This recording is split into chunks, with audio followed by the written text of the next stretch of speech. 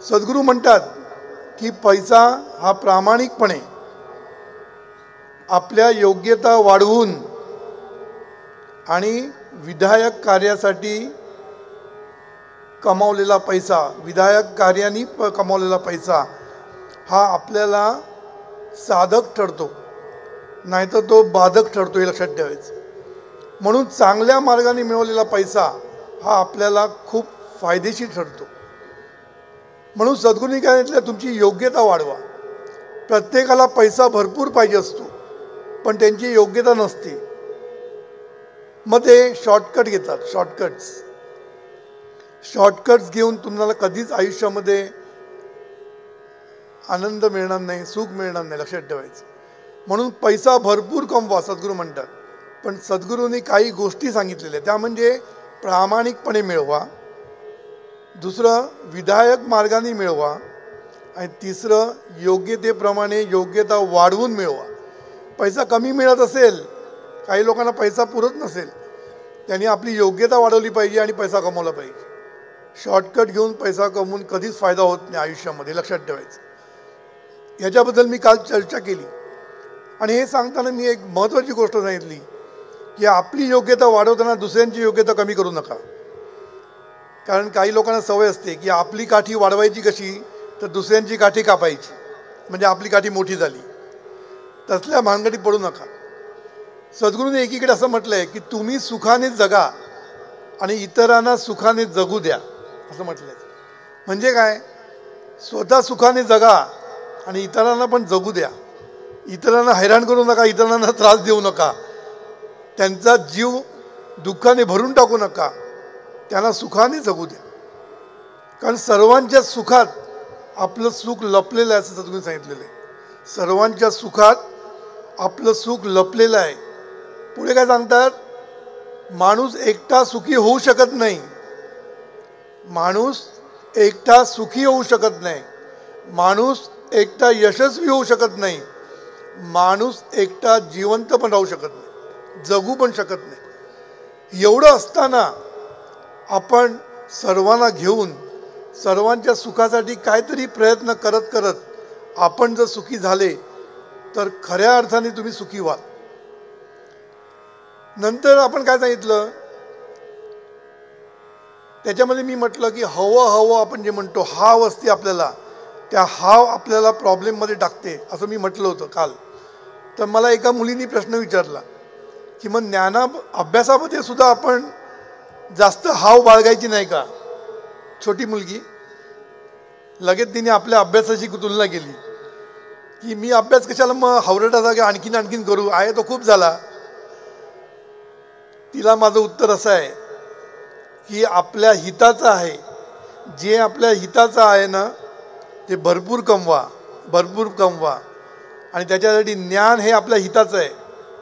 म्हणून ज्ञान किती कमवायचं ह्याला लिमिट नाही, तिथे थांबायचं नाही.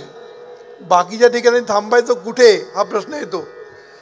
जेवताना थांबायचं कुठे, नाहीतर पाडगावकरांची कविता होती, दिवस आमचे फुलायचे, असं काही ती कविता होती. सुरुवात मला आठवते. तर आपलं काय झालं, त्या दिवस आमुचे फुगायचे असं झालेलं आहे. त्यामुळे मोजून मापून जेवायचे असं आपले दिवस झालेले आहेत. तर सांगायचा मुद्दा काय की जेवण किती जेवावं, किती फुगावं, इथे थांबायचं कुठे समजलं पाहिजे. पण ज्ञान आधाशासारखं घ्या, आधाशासारखं घ्या. जेवढं ज्ञान घ्याल, का ज्ञान हाच देव. ज्ञान तुम्हाला सगळं काही देण्यास समर्थ असल्यामुळे ज्ञान कधी किती मिळवायचा हा प्रश्न विचारू नका. जेवढं मिळवता येईल तेवढं मिळवा. असो, तिचा प्रश्न मला आवडला, का नेहमी मुलं अशी आपल्याशी तुलना करत असतात. तर मी काल सांगितलं की आपण जे काही कमावतो, मग ते पैसा असू दे, सत्ता असू दे, कीर्ती असू दे, ह्या सगळ्या गोष्टी आहेत ना, ह्या तात्पुरत्या असतात आणि कंडिशनल असतात, म्हणजे परावलंबी असतात. लक्षात ठेवा, या सगळ्या गोष्टी परावलंबी असतात आणि तात्पुरत्या असतात. कुठलीही गोष्ट बघा, मुलगा झाला त्या दिवशी नुसते आनंदाने उडत असतात, आनंदाने उडत असतात. नंतर तो हळूहळू आनंद कमी कमी होत जातो. प्रमोशन मिळालं त्या दिवशी एकदम आनंदी आनंद. म्हणजे काय, हे सगळ्या गोष्टी आपल्याला जसजशा मिळत जातो. सत्ता मिळाल्यानंतर काय आनंदी आनंद असतो. पण ती सत्ता किती दिवस राहते, त्याला पण एक मर्यादा असते. तो आनंद पण मर्यादितच असतो. म्हणून आपलं मन कुठे स्थिर होत नाही जास्त दिवस, कळलं ना. आपलं मन स्थिर होत नाही. म्हणून काही लोक जे म्हणतात की सुख म्हणजे स्टेट ऑफ माइंड आहे. ही स्टेट ऑफ माइंड म्हणजे मनाची स्थिती ही सतत बदलत असते. आज ज्याच्यामध्ये आनंद वाटतो त्याच्यामध्ये उद्या आनंद वाटणार नाही हे नक्की. आज ज्याच्यामध्ये आपल्याला आनंद वाटतो त्याच्यापेक्षा आणखीन काहीतरी पाहिजे असं आपल्याला सतत वाटत राहतं. आणि सुखाच्या नवीन नवीन कल्पना आपल्याला पाहिजे असतात, नवीन नवीन सुख रोज पाहिजे असतात. तेच सुख पुन्हा पुन्हा नको. नवीन सुख, जशी नवीन साडी आपल्याला पाहिजे असते, तीच साडी काय बाळगायची, आणताना खूप मजा असते पण थोडे दिवस मग दुसरी साडी. हिऱ्याचा दागिना केला आनंदी आनंद असतो, दुसऱ्या बाईकडे बघितलं आणखीन मोठा हिरा बघितल्यानंतर अरे आपल्याला पण तोच पाहिजे. शेवटी याला एंड नाही, लक्षात ठेवायचं, याला एंड नाही. आपण सगळी मजा मारायची. सद्गुरू म्हणतात सगळा आनंद लुटा, पैशानी सुखसोय पाहिजेच, मनस्वास्थ्य पाहिजेच. कारण शेवटी चांगली मुलं होणं, चांगली बायको मिळणं, चांगला जावई मिळणं, चांगली सून मिळणं हे सगळं पुण्याईचं काम आहे, लक्षात ठेवायचं. म्हणून सद्गुरूंनी काय सांगितलं, पैसा मिळवण्यासाठी पैशानी सुखसोय होते. म्हणजे सुखसोयी पाहिजे असेल, कम्फर्ट्स ऑफ लाईफ पाहिजे असतील तर पैसा लागतो. पण सद्गुरू बोलले तुम्हाला जर मनस्वास्थ्य पाहिजे असेल, मनस्वास्थ्य म्हणजे काय मी सांगितलं ते, सत्ता मिळणं, कीर्ती मिळणं, यश मिळणं, चांगलं कुटुंब मिळणं, हे सगळं मिळवण्यासाठी लागते ती पुण्याई म्हणून सांगितलं. सद्गुरू सांगितलं पुण्याई. म्हणून मी काल म्हटलं हरिमुखे म्हणा, हरिमुखे म्हणा, पुण्याची गणना कोण करी. म्हणजे तुम्ही जर नामस्मरण केलं तर पुण्य आपलं वाढू शकतं असं ज्ञानेश्वर माऊलींनी सांगितलं. म्हणून पुण्याईची कमाई कशी करायची की हरिमुखे म्हणा, हरिमुखे म्हणा. पण पुण्याई कमावण्यासाठी बरेच मार्ग आपल्याकडे अवेलेबल आहे. नामस्मरण त्याच्यामधला एक मार्ग आहे. असो तर मनस्वास्थ्य जर तुम्हाला पाहिजे असेल, कौटुंबिक सौख्य पाहिजे असेल तर पुण्याईची गरज आहे. पण तुम्हाला अजून एक गंमत सांगतो, पैसा मिळवण्यासाठी सुद्धा पुण्याईची गरज लागते. सगळ्यांना मिळत नाही पैसा. प्रयत्न सगळेच करतात, बिझनेस सगळेच करतात, पण पैसा सगळ्यांना मिळत नाही. म्हणून खरं म्हणजे पुण्याई ही सगळ्यासाठी लागते. सुख मिळवण्यासाठी पुण्याई ही पाहिजेच. मग ती आपल्या सुखसोयीसाठी असू दे, पैसा मिळवण्यासाठी असू दे, मनस्वास्थ्य मिळण्यासाठी असू दे, नाहीतर आत्मसुख मिळवण्यासाठी असू दे. आत्मसुख मिळवण्यासाठी जे लागतं ते सद्गुरू लागतात. आता बघा मी काय सांगितलं, सुखसोयीसाठी लागतं पैसा, मनस्वास्थ्यासाठी लागते पुण्याई आणि आत्मसुखासाठी लागतं सद्गुरू. पण या तिन्ही गोष्टीसाठी लागते पुण्याई पुन्हा, हे लक्षात ठेवायचं. कितीतरी लोक सद्गुरूकडे 20 वर्षापूर्वी भेटलेले आणि त्यांना आता उपलब्धी झाली अनुग्रह घ्यायची. म्हणजे पुण्याई कमी पडत होती त्यांची. म्हणून पुण्याई ही गोष्ट सगळ्यात महत्त्वाची आहे. हे सर्व संतांनी ओळखलं. म्हणून सर्व संतांनी एकमुखाने नामस्मरण करायला सांगितलं आपल्याला. आता तिसरी गोष्ट जी मी म्हटली आत्मसुख, ह्याच्यावर मी जो गोष्ट बोलायला लागलो, तर हे आत्मसुख हे खरं सुख आहे. कारण बाकीची ही सगळी सुख मी सांगितलं परावलंबी आहे. म्हणजे काय, कंडिशनल आहेत. म्हणजे काहीतरी मिळाल्याशिवाय तुम्हाला सुख मिळत नाही. सुख मिळवण्यासाठी काहीतरी पाहिजे. मग ती वस्तू असू दे, वास्तू असू दे, व्यक्ती असू दे, नाहीतर सत्ता असू दे. या गोष्टी मिळाल्याशिवाय सुख मिळत नाही आपल्याला. म्हणजे सुख ह्या गोष्टींवर अवलंबून आहे, लक्षात ठेवायचं. परावलंबी आहे आणि पुन्हा तात्पुरतं आहे. थोडी दिवस मजा वाटते, पुन्हा आपले आहे तो आहे.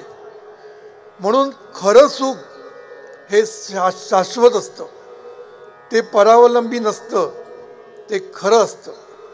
मग आता हे सुख कसं मिळवायचं हा एक मोठा प्रश्न आहे. पण सद्गुरूंनी हे गणित सोडवलेलं आहे सहज. आता आत्मसुखासाठी बरेच मार्ग सांगितलेले आहे. आता हे आत्मसुख म्हणजे काय पहिलं समजावून घेऊया आपण. मी अध्यात्मामध्ये थोडंसं शिरणार आहे, पण तुम्हाला सोपं जाईल असं मी बोलणार, लक्षात ठेवा. तेव्हा कान बंद करू नका अध्यात्म म्हटल्यावर, कारण हे समजल्याशिवाय, मूळ समजल्याशिवाय तुम्हाला त्याचं परिणाम समजणार नाही. म्हणून सद्गुरू काय म्हणतात की आपण सुख मिळवायच्या मागे आहोत, सुख शोधायच्या मागे आहोत. पण खरं म्हणजे सुख ही मिळवण्याची गोष्टच नाही असं सद्गुरूंनी डिक्लेअर करून टाकलं. काय सांगितलं? सुख ही मिळवण्याची गोष्टच नाही. मग ती काय आहे? तर ती अनुभवण्याची गोष्ट आहे. मग आता अनुभवणं कसं? जे आहे तेच अनुभवायचं आहे. म्हणून सद्गुरू म्हणतात की तुमच्याकडे सुख आहेच, आनंद आहेच, त्याला स्वानंद म्हणतात किंवा आत्मसुख म्हणतात. हे आपल्यामध्येच आहे. आपल्यामध्ये आहे म्हणजे पुन्हा कठीण जातं. आपल्यामध्ये आहे मग आम्हाला मिळत का नाही हा प्रश्न. खरं म्हणजे हे सुख आपल्यामध्येच आहे, म्हणजे आपण सुखीच आहोत. आपण खऱ्या अर्थाने सुखीच आहोत. आपण आपल्याला दुःखी करतो आहोत. खऱ्या अर्थाने आपण सुखीच आहोत, कारण आपलं जे स्वरूप आहे हे सुख स्वरूप आहे, आनंद स्वरूप आहे. पण आपल्या आतमध्ये जी चैतन्य शक्ती आहे, ही चैतन्य शक्तीमध्ये साधी शक्ती नाही, लक्षात ठेवा. ही साधी शक्ती नाही आहे. ही शक्ती कशी? आनंद घन आहे, ज्ञान घन आहे, त्याच्याकडे शक्ती आहे. सर्व जगातली, काय जगातली म्हणतो चुकीचं आहे, सर्व शक्तिमान आहे तो. ऑल नोईंग इंग्लिशमध्ये म्हणतात, all knowing, everywhere, present everywhere, म्हणजे सर्व व्यापी आहे. अशी शक्ती आनंद घन आहे, म्हणजे तिथे आनंदच आहे. ज्ञान घन आहे, ज्ञान तिकडेच आहे. सगळं जर आपल्याचकडे आहे तर मग आपल्याला मिळत का नाही हा मोठा प्रश्न आहे. म्हणून एक गोष्ट सांगतात नेहमी की एक पॉलिशवाला मुलगा एका खोक्यावर बसलेला असतो लोखंडाचा, आणि त्याचं टाळं म्हणजे सील केलेलं खोकं, सील केलेलं, त्या खोक्यावर बसून तो फूट पॉलिश करायचा. त्यांनी ते कधी उघडून बघितलं नाही आतमध्ये काय आहे म्हणून. तर एका चांगल्या माणसाने त्याला सांगितलं, तू आतमध्ये काय बघितलं आहे का? माझ्या वडिलांनी मला दिलं, मी त्याच्यावर बसून पॉलिश करतो. माझ्या वडिलांनी दिलं, त्याच्यावर बसून तो पॉलिश करतोय. असं आमचं चाललं आहे पिढ्यानपिढ्या. आम्ही कधी उघडलं नाही आतमध्ये. मग तो बोलला, उघडून तर बघ काय आतमध्ये. मग त्यांनी ते उघडलं, आणि उघडलं तर आतमध्ये सोनं नाण्याने भरलेलं तो बॉक्स होतं. काय बरं वाटलं ना? अशी बॉक्सेस आपल्याला पण मिळाली पाहिजे. आहेत ना आपल्या आतमध्येच आहे. आपल्या आतमध्ये जे आहे ना ते सुख आनंदाने भरलेलं गड्डा, सद्गुरू गड्डा म्हणतात. हा गड्डा आतमध्येच आहे, पण त्याची अनुभूती, त्याचा अनुभव आपल्याला मिळत नाही. का मिळत नाही हा मोठा विषय आहे.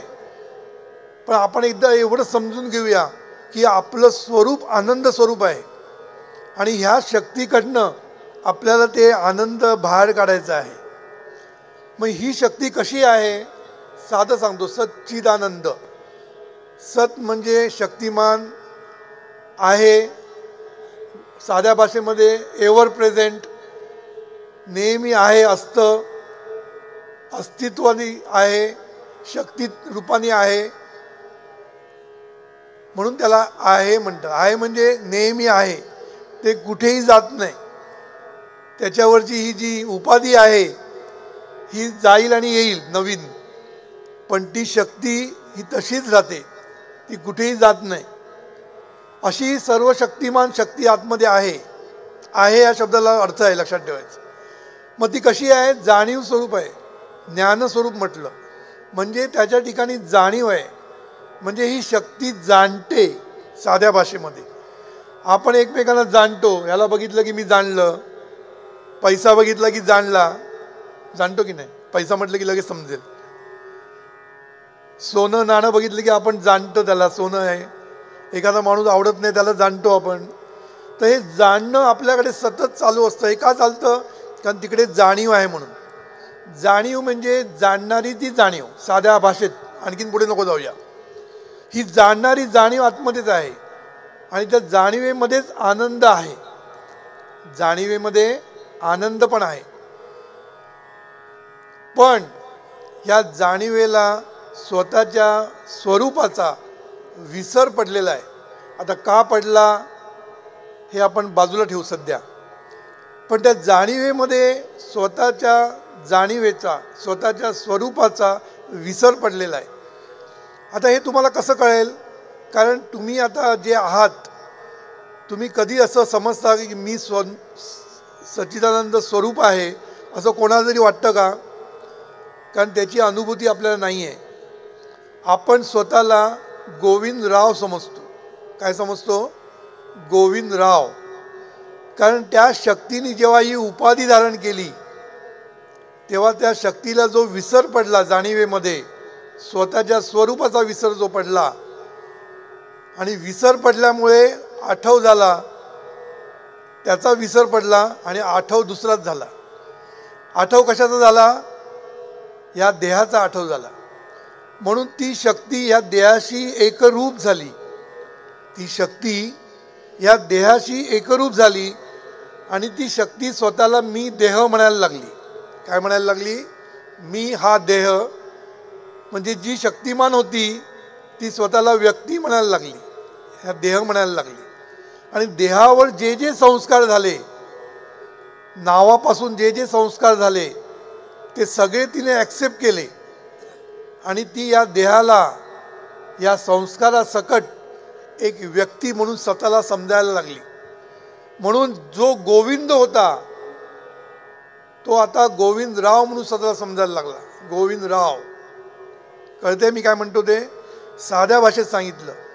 ही जी शक्ती आहे ना, खरी स्वतः शक्तिमान आहे, पण तिचा ह्या उपाधी धारण करण्याच्या प्रोसेसमध्ये तिला स्वतःच्या अस्तित्वाचा विसर पडला, स्वतःच्या स्वरूपाचा विसर पडला. का पडला बिडला याच्यात बाजू जाऊ नको आपण, जास्त अध्यात्मामध्ये नको जाऊया, पण हे मूळ समजून घ्या. हा विसर पडला आणि आठव कशाचा झाला? या देहाचा आठव झाला, या नावाचा आठवण झाला, या संस्काराचा आठव झाला. आणि आज आपण मी मी म्हणतो तेव्हा आपण काय म्हणतो? मी प्रल्हाद, मी गोविंदराव, मी रामराव. राव मागे लागला, डराव डराव करायला लागला, मी मी मी मी करायला लागला. पण हा खरा मी मी करणारा कोण आहे? ती शक्ती मी मी करत असते. पण आता आपल्याला काय वाटतं? मी म्हणजे गोविंदराव. म्हणून आहे त्याला विसरलो आणि नाही त्याला आठवलं. आहे त्याला विसरलो. आहे कोण? जो आहे आतमध्ये त्याला विसरलो. आणि जो नाही, गोविंदराव नाही. गोविंदराव समाजाने निर्माण केला. गोविंदराव नाव दिलं समाजाने, संस्कार दिला समाजाने, डिग्र्या दिल्या समाजाने, सगळं काही समाजाने दिलं, या देहाला दिलं. आणि म्हणून आपण या देहाकडे बघून म्हणायला लागलो मी गोविंदराव. गोविंद हरवला. म्हणून आज आपली परिस्थिती अशी आहे, जो आहे त्याचा विसर, जो नाही त्याचा सतत आठव, सतत आठव, सतत स्मरण. झोपेतनं उठलो आणि तुम्ही प्रल्हाद म्हटलं की मी असा आपण बघतो, कारण ते स्मरण सतत असतं. सतत स्मरण कशाचं? प्रल्हादाचं. आणि सतत विसर कोणाचा? आनंदाचा, गोविंदाचा, सगळ्यांचा विसर. अशी आज आपली परिस्थिती झालेली आहे. म्हणून तो आनंद स्वरूप असून सुद्धा आपल्याला त्या आनंदाची अनुभूती नाही. मग आता काय करायचं? आता प्रश्न पडला काय करायचं? सद्गुरूने हे गणित सहज सोडवलं. ह्याच्यामध्ये दोन मार्ग आहेत. एक मार्ग डायरेक्ट जाऊन भिडायचं, आता मला भेटायचं असेल तर डायरेक्ट येऊन घुसायचं, माझ्याकडे येऊन भेटायचं. तसं डायरेक्ट जाऊन त्याला भिडायचं. नाहीतर कोणाच्या तर्फे, जरा दादांना भेटायचंय त्याच्यातर्फे आला, शेवटी भिडायचंच आहे आपल्याला त्याला. मग काय करायचं? हा आनंद दोन मार्गाने मिळू शकतो. एक म्हणजे डायरेक्ट ॲक्सेस, म्हणजे आतमध्ये आपण कसा अनुभवायचा डायरेक्टली, हे पण संतांनी शिकवलेलं आहे. पण ते खूप कठीण आहे. त्याच्यासाठी सद्गुरू तुम्हाला पुढे, तुम्ही एकदा अनुग्रह घेतला की सद्गुरू तुम्हाला दिव्य साधनेपर्यंत घेऊन जातात. आणि हा दिव्य साधना घेतल्यानंतर तुम्हाला स्वरूपाची ओळख होते. आणि मग त्या दिशेने जेव्हा तुम्ही प्रवास करता तेव्हा तुम्ही तिथपर्यंत पोचता. आणि मग आनंदी आनंद असतं. सोनियाचा दिनू त्यांनी म्हटलं, सोनियाचा दिन आजी अमृते पाहाला, उजाडला. आज पाहाला म्हणजे उजाडला. कधी उजाडला? तिथे पोचल्यावर. पण सद्गुरूंनी विचार केला, हे प्रापंचिक माणसाला एक खूप कठीण आहे. प्रापंचिक माणसाला खूप कठीण आहे, कारण तिथे पोचण्याची संख्या फार कमी आहे. लाखात पण नाही, कोटीमध्ये एखादा माणूस पोचतो. त्यामुळे सद्गुरूंना तुमची कणव आली, दया आली. तुम्हाला काहीतरी असं देऊया की तुम्ही ते सहज करता आलं पाहिजे तुम्हाला, आणि आतला आनंद तुम्हाला अनुभवता आला पाहिजे. मग सद्गुरूंनी काय सांगितलं? सद्गुरूंनी ठणकावून सांगितलं, सुख किंवा आनंद ही मिळवण्याची गोष्टच नाही. मग ती काय आहे? ती देण्याची गोष्ट आहे. आता ही का ते बघूया आपण. आता इलेक्ट्रिसिटी उदाहरण सद्गुरूंनी दिलं, इलेक्ट्रिसिटीचं. आपल्या घरामध्ये इलेक्ट्रिसिटी असते, बल्ब असतो. तर बल्बमध्ये जर तुम्हाला इलेक्ट्रिसिटी पोचवायची असेल आणि प्रकाश पाडायचा असेल, बघा मी काय म्हणतो, प्रकाश पाडायचा असेल तर काय करायला लागतं? बटन दाबायला लागतं. इलेक्ट्रिसिटीचा फ्लो त्याच्यामध्ये झाला की दिव्यातनं प्रकाश येतो. काय येतो? प्रकाश येतो. आणि संपूर्ण प्रकाशमान होतं. हे कधी होतं? कनेक्शन दिव्याला बरोबर लागलं तर. तिथे काहीतरी गोंधळ झाला तर शॉर्ट सर्किट होतं. आणि काय होतं? दिव्यामध्ये प्रकाश येत नाही, दिवा उडून जातो, फ्यूज उडून जातो आणि अंधकार सगळीकडे पसरतो, प्रकाश नाही पसरत. आता हे एकदा तुम्हाला समजलं तर जशी इलेक्ट्रिकची शक्ती आहे ती जरी स्थूल असली तर हे उदाहरण तुम्हाला कसं ते सांगतो. हे उदाहरण जर तुम्हाला खऱ्या अर्थाने समजलं तर तुम्हाला खऱ्या अर्थाने हे कळेल सुख म्हणजे काय, मिळवायचं कसं. आता आपल्याकडे जो शक्ती आहे, ज्याला आपण सच्चिदानंद स्वरूप चैतन्य शक्ती म्हणतो, तिथून जर आनंदाचा पुरवठा तुम्हाला करायचा असेल, बल्बमध्ये म्हणजे माणसांपर्यंत आनंदाचा पुरवठा करायचा असेल तर काय केलं पाहिजे? सद्गुरू म्हणतात की ही चैतन्य शक्ती जाणीव रूपाने आपल्या सर्व कर्मेंद्रियातनं आणि ज्ञानेंद्रियातनं वाहत असते. वाहत असते म्हणजे अशी फ्लो होत नाही, वाहत असते म्हणजे प्रगट होत असते. म्हणून सद्गुरू नेहमी काय म्हणतात, पाहायचं असेल तर नुसते डोळे असून पाहता येत नाही. डोळ्यामध्ये ते मन किंवा ती जाणीव जेव्हा प्रेझेंट असते, जेव्हा अस्तित्वात असते, तेव्हाच तुम्ही ते पाहू शकता कोणाला. तोपर्यंत तुम्ही पाहू शकत नाही. मला वाटतं हे सांगायची जास्त गरज नाही, प्रत्येकाला माहीत आहे.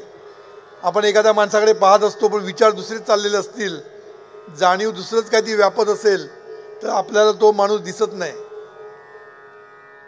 अभ्यास करताना मुलांचं तेच होतं. पुस्तक डोळ्यासमोर असतं, विचार सिरियलचे नाही तर पिक्चरचे असतात, हिरोचे किंवा तिचा हिरो कोण असेल तिची. मग लक्ष तिकडे नसतं. लक्ष नसतं म्हणजे जाणीव तिकडे नसते. म्हणून जाणीव ही आपल्या डोळ्यातनं, स्पर्शातनं सगळीकडनं फ्लो होत असते. लक्षात ठेवा, कानातून सगळीकडनं ती फ्लो होत असते, म्हणजे प्रगट होत असते. आणि जेव्हा ती प्रगट होते तेव्हाच तुम्हाला ज्ञान होतं, हे लक्षात ठेवायचं. ज्ञानेंद्रियाचं ज्ञान कधी होतं? ती प्रगट झाली तर, नाहीतर ज्ञान होत नाही. आणि ज्ञान झालं की आनंद निर्माण होते, लक्षात ठेवायचं. ज्ञानातून आनंदच निर्माण होतो, ज्ञानातून कधीच दुःख निर्माण होत नाही. पण हे ज्ञानच नसतं आपल्याला. जाणीव डोळ्यातून प्रगट झाली याचं ज्ञानच आपल्याला नाही आहे, याची जाणीव आपल्याला नाही आहे. मग सद्गुरू निरनिराळी उदाहरणं देतात आणि समजावून सांगतात तुम्हाला. आमच्याकडे एक नामधारक होता, फार जुना, त्याला ॲक्सिडेंट झाला होता. त्याचं जेव्हा ऑपरेशन केलं, खूप मोठा ॲक्सिडेंट झाला होता त्याला, पण त्याच्यातनं तो वाचला. नुसता वाचला नाही तर तो एवढा विठ्ठल नामस्मरण करत होता की डॉक्टरनी सांगितलं त्या बेशुद्ध अवस्थेमध्ये सुद्धा त्याची जीभ चाललेली होती, विठ्ठल विठ्ठल विठ्ठल. इतका तो आमचाच खरा नातेवाईक होता तो, पण तो नातेवाईक वेगळा होता, सद्गुरूंचा शिष्य होता. आणि त्यांनी नामस्मरण एवढं पकडलं होतं की त्याच्या ऑपरेशनच्या वेळेला सुद्धा त्याच्या मुखातनं जीभ हलवत होती त्याची. एवढं नामस्मरण केल्यामुळे त्या एवढ्या मोठ्या ॲक्सिडेंटमध्ये तो वाचला. 2दा उडवला गेला होता तरी तो वाचला. वाचल्यानंतर त्याची एकच लहानशी गोष्ट गेली होती. डॉक्टरनी काय सांगितलं की काहीतरी हा गमावणार, ऑपरेशनमध्ये काहीतरी गमावणार. आयदर पॅरालिसिस होऊ शकतो, पायातली शक्ती जाऊ शकते, काही होऊ शकतं. कारण मेंदू म्हणजे खूप मोठा आहे, जरा कुठे टच झालं तरी संपलं. तर त्याला ऑपरेशन करताना सांगितलं होतं की ह्याचं काहीतरी जाणार, दृष्टी जाईल, काही जाऊ शकते. पण विठ्ठल नामस्मरणाचा परिणाम बघा, त्याची फक्त चव गेली, चव, बाकी तो इंटॅक्ट होता. चव की स्पर्श मला लक्षात नाही आता, स्पर्शाची जाणीव की चवीची जाणीव कुठली तरी गेली त्याची.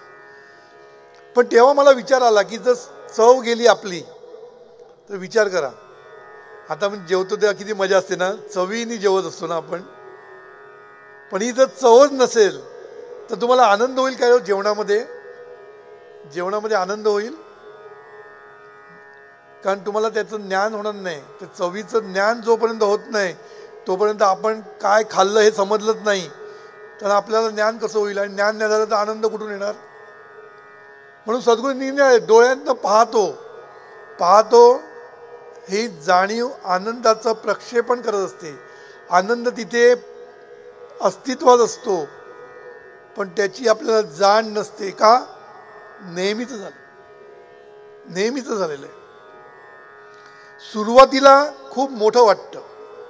लहानपणी मूल गर्भातनं बाहेर आल्यानंतर रडलं नाही तर आपण रडायला लागतो, तो रडला तर आपण हसतो, आणि मरतो तेव्हा तो हसत मरतो, आपण रडतो. असो, सांगायचा मुद्दा काय की पहिल्यांदा जेव्हा तो पाऊल टाकतो मुलगा, पहिलं पाऊल, तेव्हा इतका आनंद झालेला असतो सर्वांना. आनंद होतो की नाही? आपण म्हणतो राजू उभा राहिला आम्ही नाही पाहिला, म्हणतो की नाही आपण? किती मोठमोठ्याने आपण हसत हसत म्हणतो, ये ये ये करतो. पहिलं पाऊल टाकताना आनंद असतो, अत्यानंद असतो. त्याच्या चेहऱ्यावर पण किती आनंद असतो. तो हसत हसत येतो, हसत परत परत येतो. हे का होतं? सुरुवातीला ते आनंदाचं प्रगटीकरण होतं, आनंदाचा एहसास, अनुभव तेव्हा होतो आपल्याला, आपल्याला पण त्याला पण होतो. नंतर जसजसा तो मोठा होत जातो, तो कुठे गेला की आपण म्हणतो कुठे गेला होता मरायला, कुठे जातो. नंतर आपण त्याच्यामध्ये महत्त्वच नसतं आपल्याला, कुठे चाललाय, चालतो याचं महत्त्वच नसतं. म्हणून पाहणं हा आनंद आहे, सद्गुरू म्हणतात. चालणं हा आनंद आहे, हाताने काम करणं आनंद आहे. सगळ्या जे आपले ज्ञानेंद्रिय, कर्मेंद्रिय, ऐकणं, ज्यांना ऐकू येत नाही ना म्हातारपणी, त्यांची हालत होते. म्हणून ऐकणं हा आनंद आहे, पाहणं हा आनंद आहे, सगळ्या ज्या आपण क्रिया करतो हा आनंद आहे. जरा त्या क्रिया बंद पडल्या की तिथे आनंद होता याची जाण होते, म्हणजे ज्ञान होतं. म्हणून आपण जे जे आपली जाणीव जी जी फ्लो होते, प्रगट होते, प्रत्येक ज्ञानेंद्रियातनं, संपूर्ण देहातनं होते प्रगट, ती प्रगट होताना आनंद घेऊनच प्रगट होते, आनंदातच प्रगट होते, आनंदाचंच प्रक्षेपण होत असतं. पण आपल्याला त्याची जाण नसते, या जाणीवेला त्याची जाण नसते. म्हणून आपण टेकन फॉर ग्रँटेड, गृहीत धरलेलं आहे, पाहता येणं गृहीत, त्यात कसला आनंद. मग आता हे जो आनंद जो प्रगट होतो, ही जी जाणीव रूपाने जाणीव प्रगट होते, तिला कनेक्शन म्हणजे समोरचा माणूस, समोरची व्यक्ती. आता हे जे कनेक्शन आहे, हे कनेक्शन दोन प्रकारचं आहे. हे जर चांगलं झालं तर चांगलं झालं म्हणजे हाच आनंद जो प्रक्षेपित झाला आपल्याकडे, तोच जर आनंद आपण पुढे पाठवला त्याच्यापर्यंत, तर काय होणार, वायर जुळली बरोबर.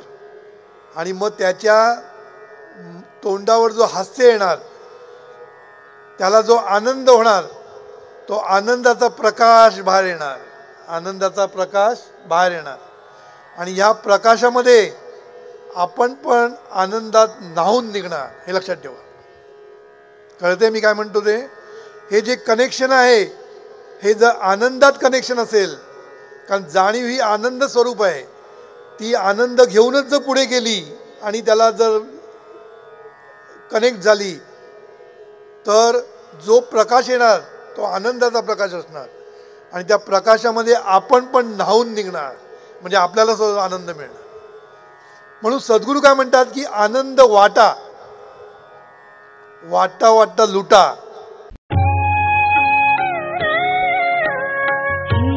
ईश्वरा सर्वांना चांगली बुद्धी दे, आरोग्य दे, सर्वांना सुखात आनंदात ऐश्वर्यात ठेव. सर्वांचं भलं कर, कल्याण कर, रक्षण कर, आणि तुझे गोड नाम मुखात खंड राहू दे. ईश्वरा सर्वांना चांगली बुद्धी दे, आरोग्य दे, सर्वांना सुखात आनंदात ऐश्वर्या